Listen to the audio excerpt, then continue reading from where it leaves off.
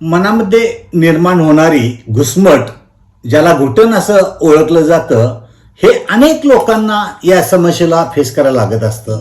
गत आयुष्यात, गत जीवनात काही घटना, काही प्रसंग, काही कटू आठवणी या मनात त्रास देत असतात आणि त्याचा अनिष्ट परिणाम म्हणून कायम मन अस्वस्थ राहणे, मनावर ताण राहणे, दडपण राहणे, टेन्शन राहणे, असुरक्षिततेची भावना राहणे या गोष्टी कायम मानसिक दबाव निर्माण करत असतात. परिणामतः त्याचे इष्ट अनिष्ट परिणाम त्या व्यक्तिमत्वाला भोगावे लागतात. विलपॉवर कमी होते, आत्मविश्वास हरवतो, कळत न कळत नानाविध पातळीवर मानसिक अस्वस्थता आल्यामुळं मानसिक आजाराकडेही परिणामतः व्यक्ती वळू शकते आणि त्याचे मानसिक विकृतीतही रूपांतर होऊ शकतं.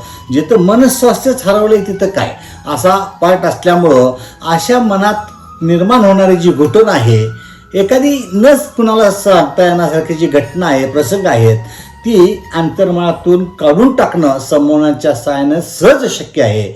आज अशा समाजातील शेकडो लोकांना मी अशा घुटन अथवा जी मनात अंतर्मनात खोल गुंतून बसलेली घटना प्रसंग आहे ती काढून टाकण्यासाठी योग्य ती मदत केलेली आहे आणि ते जीवनात यशस्वी झालेले आहेत. धन्यवाद.